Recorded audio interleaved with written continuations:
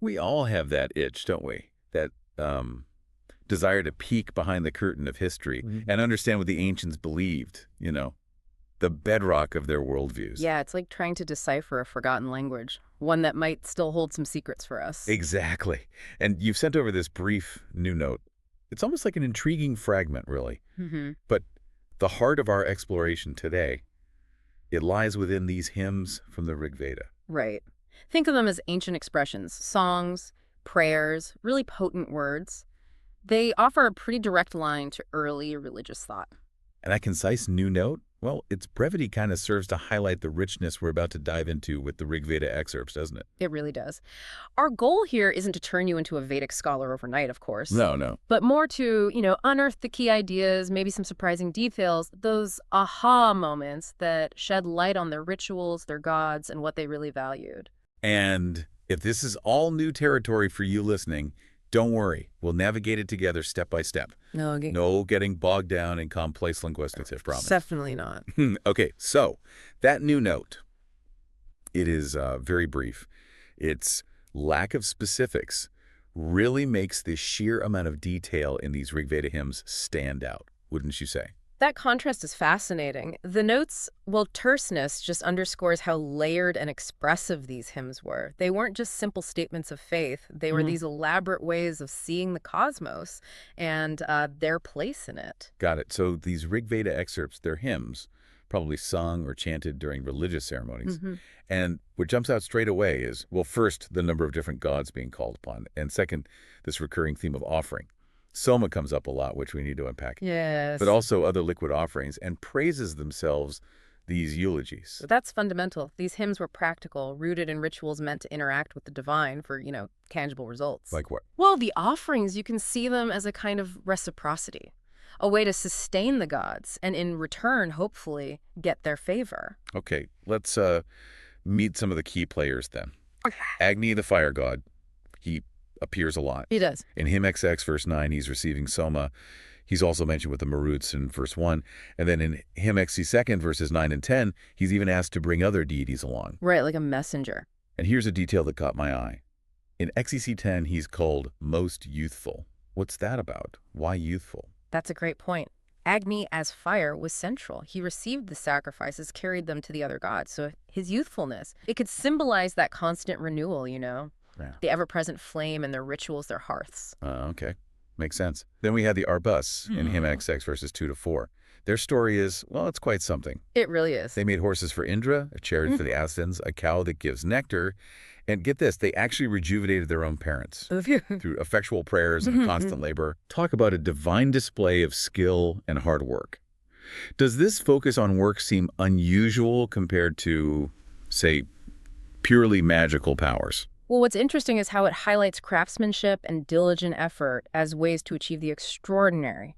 It suggests they really valued skill and perseverance, saw them as almost divine qualities. So it's not just about praying, it's about doing. Exactly. It seems to be about active engagement, making things, contributing, not just passive reverence. Okay.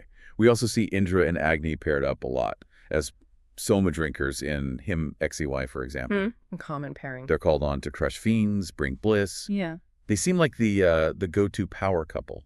What does putting them together achieve? Well, invoking them together really emphasizes how different divine functions were connected. You have Indra, often linked with power, kingship, might. Right. And then Agni, the sacred fire, the connection point for sacrifice. Put them together, and you get this powerful synergy for both, well, receiving divine energy and acting decisively in the world. Interesting. And then the Asvins. Hymn XC2 kicks off with them getting their chariot ready at dawn, The twin horsemen. described with honeyed whips, which sounds intriguing. And they're quick to reach anyone offering Soma. They seem like the rapid response team, maybe linked to new beginnings. Their connection to dawn and their speed certainly fits with being bringers of light, healing, maybe timely help. The honeyed whips that could symbolize their life-giving, restorative powers. Maybe gentle but effective. Gentle but effective. I like that. Okay, Savitar next. The golden-handed god, invoked for protection and support in Hymn XT2. Verses 5 through 8. And they emphasize his wisdom. It's interesting how each deity has these core strengths highlighted. What does focusing on Savitar's knowledge tell us? Exactly. Savitar embodies the sun's power, right? Light, life. His golden hands could mean generosity, that life-giving energy, and emphasizing his knowledge. It shows how important wisdom and foresight were in a guiding deity. Makes sense. We also get brief mentions in hymn XC2 of others, Indrani, Varunani, Agni. Also invited to drink soma. And this significant mighty pair, heaven and earth, that pairing, heaven and earth, it feels foundational, doesn't it? You see it in lots of old cultures. For sure. These quick mentions remind us the pantheon was broad, the cosmos interconnected in their view. Every deity, even if just named, had a place, contributed to the cosmic order. And then there's Vishnu, hymn Kekti 2nd, verses 16 to 21. Wow. This incredible picture of Vishnu taking these huge strides across the earth. The 3 steps. Yeah, 3 steps that basically cover the whole world. And his loftiest place is something the singers observe. That imagery feels incredibly powerful. Like it hints at a vast, maybe structured universe. Oh, absolutely. Vishnu's strides are profoundly significant. It speaks to his cosmic power, his role in maybe setting up and maintaining order in the universe. And the singer's watching his highest point. Right. The fact that singers, the ones connected with the sacred words, the ritual knowledge, observe his highest place, that underscores how central it was to their spiritual map, their understanding. So pulling back a bit, across these hymns, offering and invocation are just constant themes. Non-stop. Soma is clearly huge, but the main goal seems to be seeking something: wealth, safety, strength, maybe just the god's presence. All of the above. And these holy songs, the singer's work, they seem crucial for making that connection. What power did they think these songs actually held? Good question. The rituals weren't just about the physical stuff, the offering. The hymns were just as vital. Maybe more so. Oh, so. They were the communication channel, right? Yeah. The way to praise the gods, state your needs, and the mechanism believed to make the sacrifice actually work. The power, probably the ability to resonate with the gods, to move them, to align the human world with the divine. Okay. Moving on to hymns XD3 through XFV, we meet more deities. Vayu first, invoked with Indra. Another pairing. As drinkers of soma, but this time mixed with milt. That sounds specific. Maybe symbolic. Nourishment, purity. It likely held specific symbolic weight, yeah. Yeah. Combining soma with milk or other things mentioned elsewhere, it probably aimed to boost certain qualities of the offering or link it to different aspects of life, sustenance. Then Mitra and Varuna. They uphold the law, the shining light of law, called on for soma, for defense. They sound like the cosmic police almost, guardians of order. Guardians of order is a good way to put it. Their role as upholders of cosmic law, or dharma, shows how important righteous conduct was in their worldview. Keeping balance, stopping chaos that was fundamental, and these gods embodied that principle. The Maruts show up again in hymn 23. Led by Indra, giving out gifts, have a thundering voice. The storm gods. And this image, born from laughing lightning. That's quite a birth announcement. It really is. That imagery, born from lightning, powerfully conveys their dynamic, energetic nature, connects them to storms, the raw forces of nature, and being gift givers suggests a positive link to prosperity, too. Then we meet Pusan. He's shown finding the king could be Soma, maybe another god who's hidden. Quite mysterious. And there's this plea to bring the 6 bound closely. It's pretty enigmatic. What could that even mean? Yeah, that's a tricky one. Pusan, as a finder, a guide. It suggests a god who helps uncover what's hidden, recover what's lost. Maybe literally, maybe spiritually. The 6 bound closely. Open to interpretation, could be ritual tools, offerings, parts of their cosmology, maybe even steps in a spiritual journey. This is where you really see the richness and sometimes the ambiguity of these texts. Definitely. Then there's a whole section on the waters in hymn 53. They're revered as sources of emrit, immortality, The nectar. a healing balm, cleansers of sin. And Soma is even said to be in the waters. Water clearly had huge spiritual weight. Absolutely. Water is life, right? Yeah. So linking it to immortality, healing, that's natural. Yeah. And having soma within the waters elevates them even more, connects physical life with spiritual power and purification. Varuna comes back in hymns XC49 and XV, and we get a deeper look at him. Questions are asked about an auspicious god. And then this image, Varuna upholding the tree's stem in the baseless region. Is that symbolic of him holding up the cosmos? Very likely. That metaphor, a rootless tree held up by Varuna, it powerfully shows his basic role in maintaining the universe's structure, its stability, a potent symbol of divine power under everything. Wow. We also learned he made a path for the sun, and people plead with him for forgiveness, release from sin. Yeah, release from bonds. He knows the stars, the moon, the wind. He sounds truly omniscient and authoritative. Varuna definitely embodies divine authority, justice, that all-seeing awareness. Knowing the stars just underlines his connection to the grand cosmic order, and the pleas for forgiveness. They show the human awareness of, messing up and relying on divine grace to fix it. Okay, let's loop back to Agni. Yeah. Hymns 36, 27, X7, and X1 really focus on him. Right, more depth on Agni. His role as priest, worthy of offerings, is hammered home. It even says sacrifices are offered through Agni to the other gods. He's the essential go-between. Yeah, that reinforces just how vital he was. Can't get to the other gods without going through Agni, essentially. His central role is undeniable then. The divine messenger, the link between human and divine, carrying prayers up, bringing blessings down, indispensable. Exactly. He's also called a far-striding son of strength, a protector, brings happiness.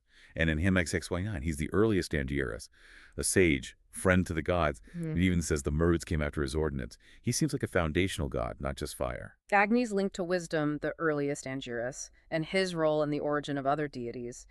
That cements him as a primal force. He's not just fire, he's knowledge, a catalyst for creation. And there's a really personal side too. In hymn XXY, he's called our providence, our father, and humans are his brethren. That feels quite intimate.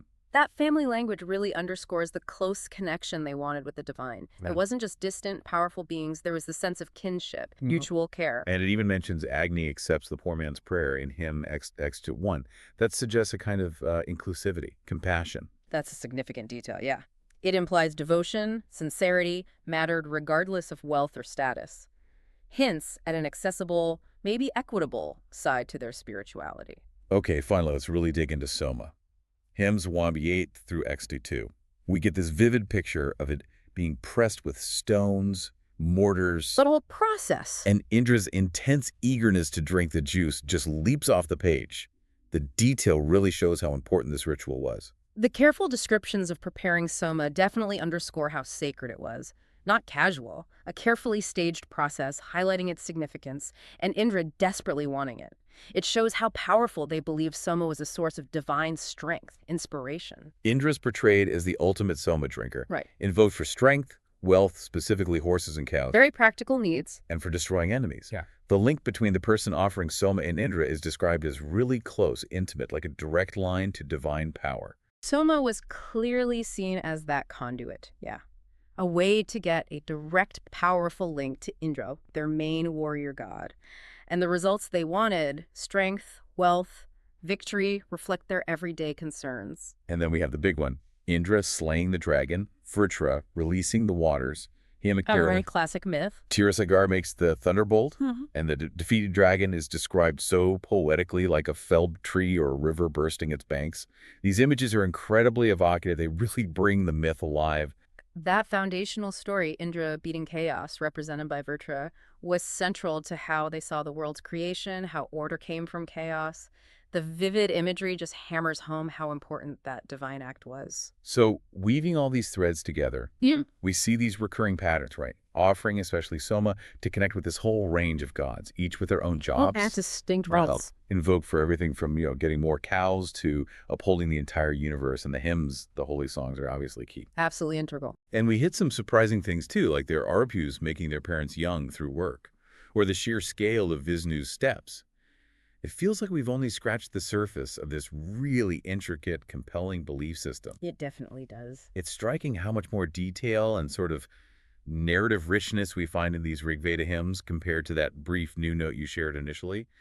Really shows the depth here. Indeed. And it's worth remembering, within these ancient hymns, beliefs might have been evolving. There could have been different interpretations even back then. Your own view will naturally shape what jumps out at you. That's part of engaging with rich history like this.